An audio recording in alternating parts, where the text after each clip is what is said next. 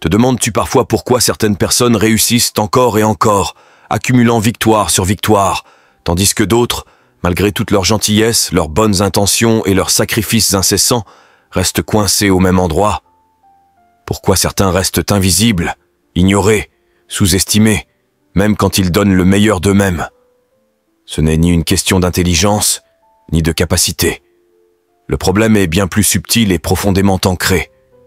Ils sont enfermés dans un cercle vicieux qui mêle chimie cérébrale, psychologie et comportement répétitif. Ce cercle, c'est celui du rôle du gentil, du mec bien. Quand je parle de gentil, je ne parle pas d'une personne simplement aimable ou respectueuse. Je parle de celui ou celle qui réprime systématiquement ses propres besoins, qui se plie en quatre pour plaire, qui fuit absolument tout conflit, terrifié à l'idée d'être rejeté ou détesté. C'est celui qui dit oui alors que chaque fibre de son corps hurle non. Je vous conseille de s'abonner à la chaîne pour plus de contenu et rester jusqu'à la fin de la vidéo pour découvrir l'astuce surprise de la vidéo. C'est ce comportement qui pose problème. La biologie, la vraie nature de notre cerveau, ne récompense pas cette posture.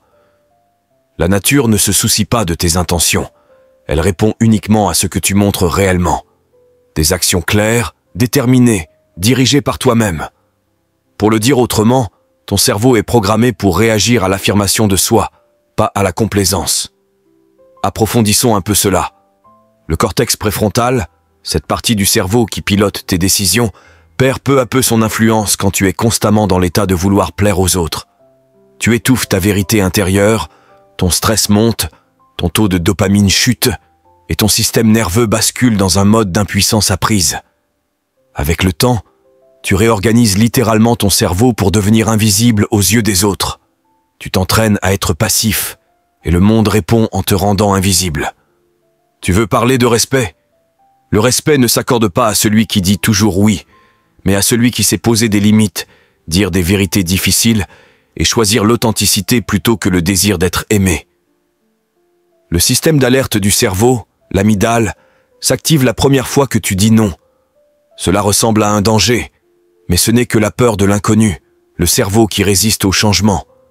Pourtant, il faut traverser cette zone d'inconfort pour avancer. Voici une vérité crue que peu de gens osent avouer. Personne ne viendra valider tes choix de vie à ta place. Personne ne te remettra une récompense parce que tu as réduit ta propre existence pour rendre les autres confortables. Si tu veux évoluer, tu dois perturber ce système. Cela veut dire accepter l'inconfort, prendre le risque d'être désapprouvé et surtout t'affirmer pleinement. C'est briser cette addiction neurochimique à l'approbation extérieure. Voilà le vrai pouvoir. Pas un pouvoir qui domine les autres, mais un pouvoir qui te commande toi-même. Imagine ton cerveau comme un muscle. Si tu entraînes toujours les circuits de la complaisance, de la fuite du conflit et de la suppression émotionnelle, ce sont ces voies qui se renforcent. Mais si tu commences à exercer ton assertivité, ta vérité, et une conduite portée par un but clair, alors tu commences à reprogrammer ton cerveau. Tu développes ta résilience, ta ténacité, ta capacité à être fiable, surtout envers toi-même. Tu n'es pas venu ici pour être un simple personnage secondaire dans ta propre vie. Tu n'es pas fait pour plaire à tout le monde. Tu es fait pour évoluer. Or, l'évolution ne récompense pas la sécurité. Elle récompense l'adaptation, la clarté et le courage. Arrête de jouer le rôle du gentil et deviens la personne authentique que tu es vraiment. C'est là que ton système nerveux s'aligne enfin avec ta vision. C'est là que le monde commence à te remarquer. Veux-tu mener une vie qui semble parfaite aux yeux des autres ou une vie qui te semble juste et vraie intérieurement? Ce choix t'appartient. Mais comprends bien ceci. À chaque instant où tu plies ta vérité pour rester gentil, tu conditionnes ta biologie à te trahir. En revanche, chaque moment où tu choisis l'authenticité, tu entraînes ton corps et ton cerveau à te libérer. Il faut que tu comprennes un principe fondamental sur ta biologie. Ton cerveau ne te récompense pas pour être conciliant. Il ne te couvre pas de confiance ni de clarté quand tu tais tes pensées pour rendre quelqu'un d'autre à l'aise. Ce qu'il récompense, c'est l'alignement. L'alignement entre ce que tu penses, ce que tu ressens et ce que tu fais. Quand tu es constamment dans la complaisance, il y a un énorme décalage entre ces trois sphères. Tu peux penser que tu n'es pas d'accord, que tu as besoin de poser une limite, mais tu fais tout le contraire. Tu hoches la tête, tu souris, tu dis oui. Ce conflit intérieur génère une dissonance neuronale. Cela place ton cerveau dans un état de stress chronique et subtil.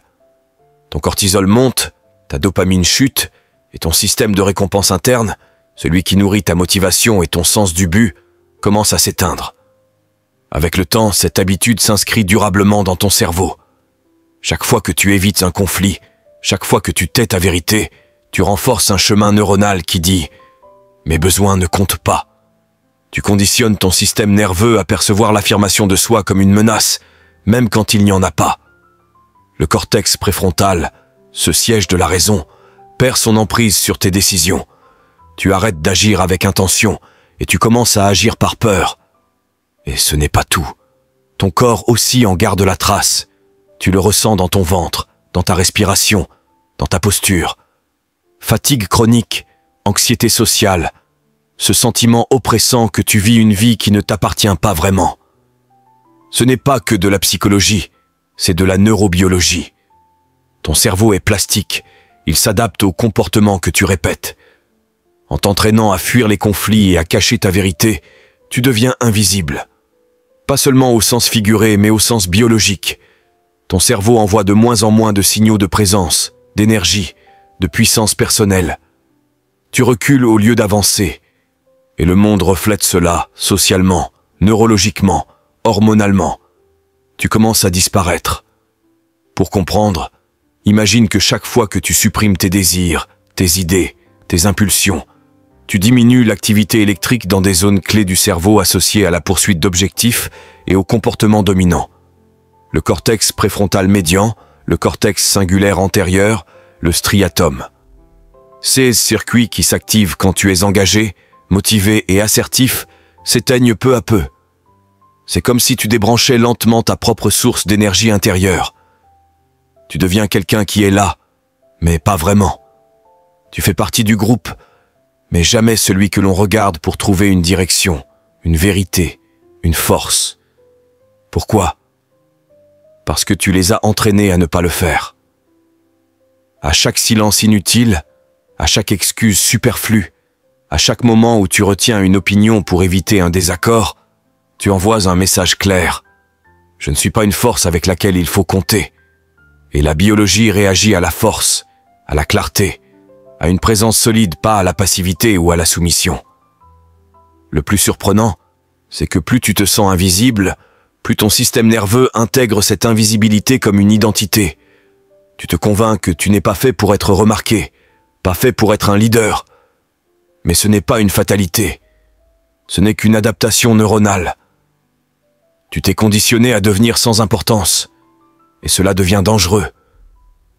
Car cette invisibilité nourrit une déconnexion profonde, non seulement avec les autres, mais aussi avec toi-même. Quand tu n'entends plus ta voix intérieure, quand tu arrêtes d'agir selon tes propres besoins, tu perds ta boussole interne. Et cela mène inévitablement à la stagnation, à la dépression, à un engourdissement émotionnel. Être le gentil peut te rendre temporairement populaire ou apprécié, mais à long terme, ça te vole ta présence, ta vraie puissance. Et en neurosciences, la présence n'est pas qu'un concept abstrait. Elle se mesure par l'activation neuronale, par les hormones comme la testostérone ou la dopamine, par la façon dont ton système nerveux communique ton énergie à l'entourage. Si tu te sens invisible, ce n'est pas parce que tu manques de valeur, mais parce que tu as toi-même coupé le courant. Le respect ne se donne pas à celui qui accepte tout, sans jamais rien contester. Non, le respect véritable revient à celui qui tient ferme, qui défend ses convictions lorsque cela importe vraiment. Ton système nerveux profondément ancré dans ton corps sait faire la différence. Et crois-moi, tout le monde le perçoit, même inconsciemment. Quand tu établis une limite claire, quand tu oses dire une vérité difficile, quand tu refuses de sacrifier tes valeurs juste pour maintenir une paix éphémère, c'est tout ton être qui se transforme. Ta posture change, ta voix s'assombrit, ton regard s'ancre, ta respiration ralentit. Ce ne sont pas de simples émotions passagères. Ce sont des signaux mesurables, des preuves que ton cerveau prend le contrôle. Tu sors d'un état de réaction automatique pour entrer dans un espace d'action consciente. Dans cette dynamique, certaines zones cérébrales se mobilisent particulièrement. Le cortex préfrontal, siège de la raison et de la maîtrise, s'active avec une cohérence accrue.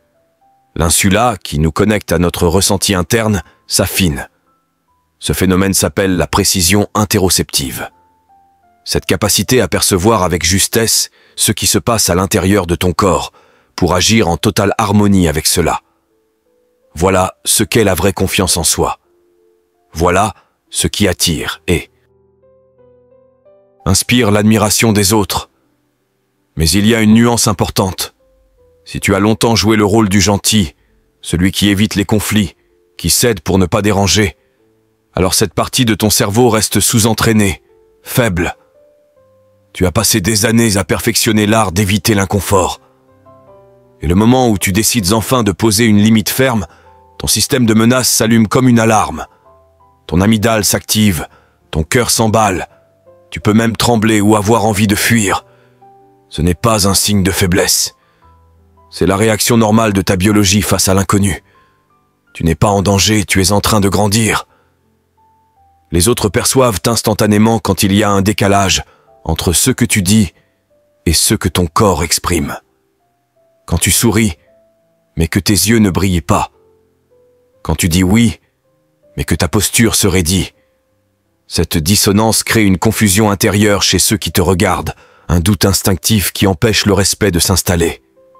À l'inverse, quand tu es en accord avec toi-même, quand ton langage verbal, ton ton et ton corps chantent la même mélodie, peu importe que les autres soient d'accord ou non, ils te ressentent, ils te respectent, parce que tu communiques avec un système nerveux harmonisé, non fragmenté. Le monde ne respecte pas celui qui fuit l'attention, mais celui qui la traverse sans vaciller. Ce respect ne vient pas de la force brute, mais de la présence forte, stable, sincère. Il naît lorsque tu arrêtes de chercher à plaire et commences à exister pleinement dans ta vérité. Beaucoup ignorent encore que ton cerveau ne fait pas de distinction entre ce qui est bénéfique ou non. Ce qui compte, c'est la répétition. Chaque comportement répété façonne les circuits de ton cerveau. Si tu évites constamment le conflit, si tu t'excuses pour des choses qui ne sont pas de ta faute, si tu retiens tes opinions pour ne pas faire de vagues, alors tu ne prends pas juste une décision sociale. Tu modifies profondément la structure de ton cerveau. Tu renforces des voies neuronales qui codent la passivité, l'hésitation, le doute. Et petit à petit, ces comportements deviennent automatiques. Ce n'est plus toi qui choisis, c'est ton cerveau qui décide à ta place. Mais la bonne nouvelle, c'est que tout comme tu peux entraîner la faiblesse, tu peux aussi entraîner la force. Chaque fois que tu oses t'exprimer, même si ta voix tremble, tu traces un nouveau chemin dans ton système nerveux. Chaque fois que tu dis non, que tu affrontes l'inconfort, tu forces ton cerveau à s'adapter. Cette plasticité cérébrale est un vrai cadeau. Ton cerveau est malléable, réceptif à l'effort, aux répétitions. Le schéma du gentil n'est pas figé. Ce n'est que ce que tu as répété jusque-là. Tu peux réécrire ce scénario. Une zone clé dans ce processus est le cortex singulaire antérieur. Elle intervient dans la gestion des conflits internes, des tensions entre ce que tu ressens et ce que tu devrais faire. Quand tu commences à agir en accord avec ta vérité, cette région s'illumine, surtout au début, quand tout est nouveau et inconfortable.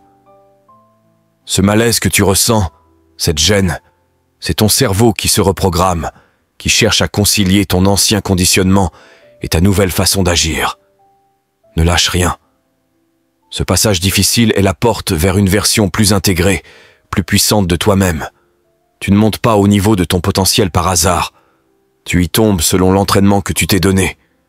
Si tu as été entraîné à rester silencieux, à toujours dire oui, à t'effacer, c'est là que tu resteras sauf si tu décides de changer. En choisissant l'authenticité, la détermination, la présence incarnée, ton système nerveux évolue. Les circuits de la puissance se renforcent, et un jour, cela ne demande plus d'efforts conscients. C'est simplement toi, naturellement. La première fois que tu dis non alors que tu as l'habitude de dire oui, ton corps ne ressentira pas un soulagement immédiat. Il te semblera au contraire en danger. Ce n'est pas un signe d'erreur, mais l'alarme naturelle de ton amygdale. Ton système de détection de menaces confond souvent inconnu et danger, surtout quand ces nouveautés remettent en question ton identité profonde. Si tu as été le gentil, l'aidant, celui qui fait plaisir, dire non peut ressembler à une transgression, une rupture avec la règle sur laquelle tu as construit ta sécurité. Cette règle est désormais dépassée.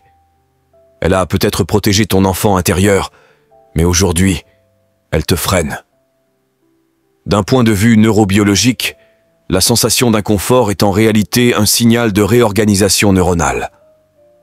Quand tu modifies un comportement ancré, tu interromps des circuits très profonds.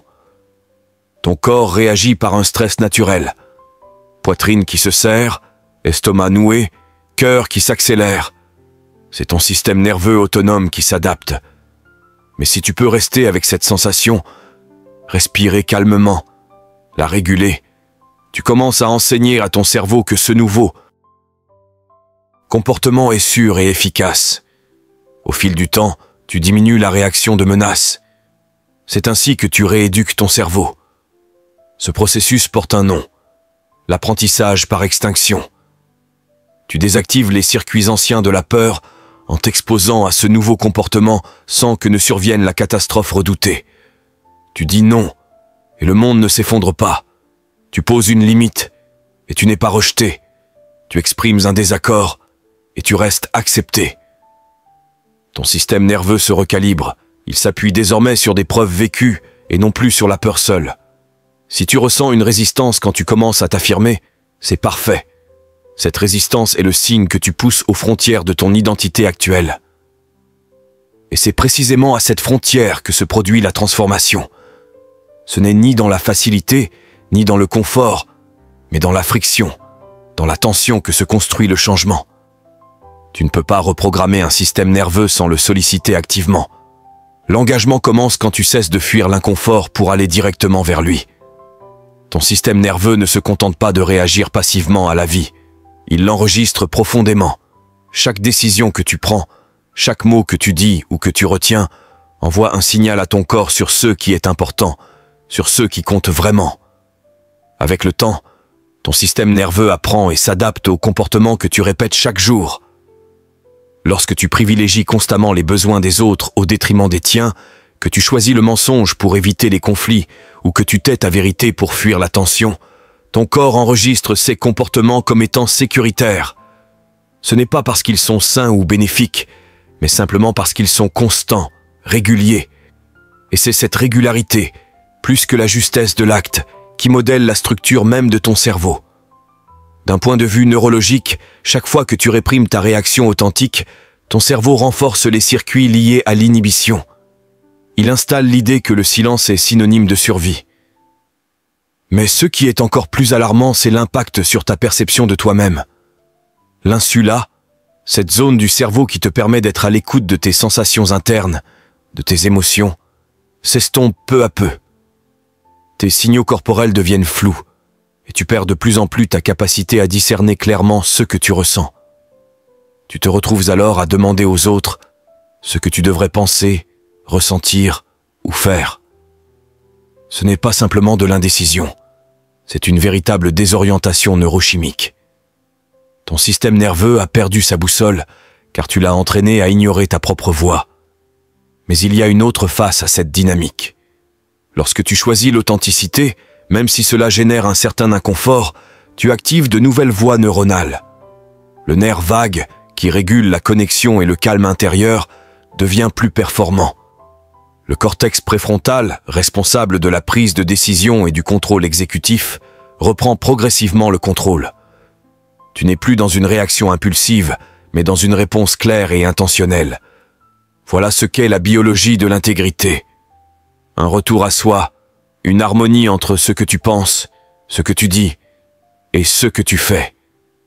Cette cohérence crée une énergie puissante, un cercle vertueux de confiance. Pas une confiance superficielle ou forcée, mais une certitude profonde, incarnée, qui naît du fait que ton système nerveux cesse de se déchirer lui-même. La transformation d'un gentil garçon en une personne authentique n'est donc pas qu'une question psychologique. C'est une révolution physiologique.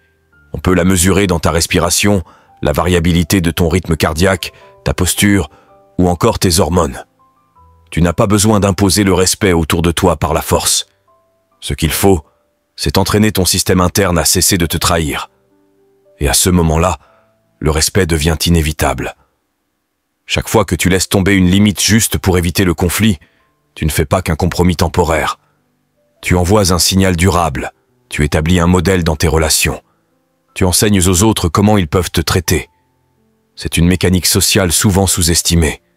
On croit que le respect se gagne par la gentillesse ou l'altruisme, mais en vérité, il se construit à travers des schémas répétitifs. La neuroscience sociale nous révèle que le cerveau humain scrute en permanence les indices de force, de certitude et de respect de soi. Et quand ces indices manquent, quand ton comportement dit « je supporte tout pour éviter la confrontation », les autres adaptent inconsciemment leur attitude. Ils cessent de te demander ce que tu veux, de prêter attention à ta parole. Tu deviens quelqu'un d'optionnel, non pas par malveillance, mais parce que c'est le rôle que tu as accepté dans cette dynamique. Ce phénomène, appelé conditionnement social, fonctionne comme un apprentissage chez un animal. Tout comme un chien apprend quels comportements sont récompensés, les personnes autour de toi apprennent quels comportements leur ouvrent l'accès à ta vie. Si, chaque fois qu'une limite est franchie, tu souris et laisses passer, ton entourage classe ton système nerveux comme peu résistant, peu autoritaire et peu influent. Tu deviens alors cette éponge émotionnelle, la personne toujours disponible pour écouter les soucis des autres, mais rarement respectée. Et ce manque de respect finit par peser lourd biologiquement. Ton système nerveux absorbe cette négativité. Cela peut entraîner épuisement, anxiété chronique, voire une baisse des défenses immunitaires. Ton corps intériorise le message que tes besoins sont secondaires, mais le processus inverse est tout aussi vrai. Dès que tu affirmes clairement une limite, sans colère, sans excuse, tu envoies un nouveau message. Ce message dit « j'ai de la valeur, je protège mon énergie, je n'ai pas besoin de demander la permission pour exister pleinement ». Ce respect de soi devient palpable. Ta posture se redresse, ta voix gagne en assurance, tes hormones se régulent, le cortisol baisse, tandis que la testostérone, hormone de la dominance et de la motivation, augmente. Tu te sens enraciné, pleinement présent, et ta régulation émotionnelle s'améliore. Les autres le perçoivent et leur comportement évolue, non parce que tu les as sollicités, mais parce que tu as changé ce à quoi tu es disponible. Il est essentiel de comprendre cette nuance que beaucoup oublient. Être gentil n'est pas la même chose qu'être aimable. Être gentil, dans ce contexte, est souvent une stratégie sociale qui consiste à éviter le malaise en se conformant aux attentes des autres. C'est un effort pour rester dans leur bonne grâce, en acceptant de dire oui, même quand cela ne te sert pas. La gentillesse véritable, elle, n'a rien à voir avec la soumission ou la quête d'approbation. Elle repose sur l'authenticité, le respect de ses propres valeurs et une vraie considération pour le bien-être des autres comme pour le tien. La gentillesse implique l'honnêteté, le respect des limites et la capacité à dire non sans culpabilité. C'est être sincère sur ce que tu peux offrir sans sacrifier ce qui est fondamental pour toi. La science confirme ce constat. Lorsque tu dis oui à quelqu'un alors que tu n'en as pas envie, ou que tu acceptes une tâche qui te vide de ton énergie, ton corps perçoit cela comme une menace. Le stress s'installe, le taux de cortisol grimpe. En réalité, tu trahis ton intégrité intérieure. Ce conflit interne ne se limite pas à un malaise psychologique, il épuise aussi tes ressources vitales. À l'inverse, lorsque tu affirmes un non ou agis en accord avec ce que tu es vraiment, tu engages ton corps et ton esprit dans un équilibre sain. Tu retrouves ton énergie, tu te renforces et tu bâtis un environnement relationnel basé sur le respect véritable et l'authenticité.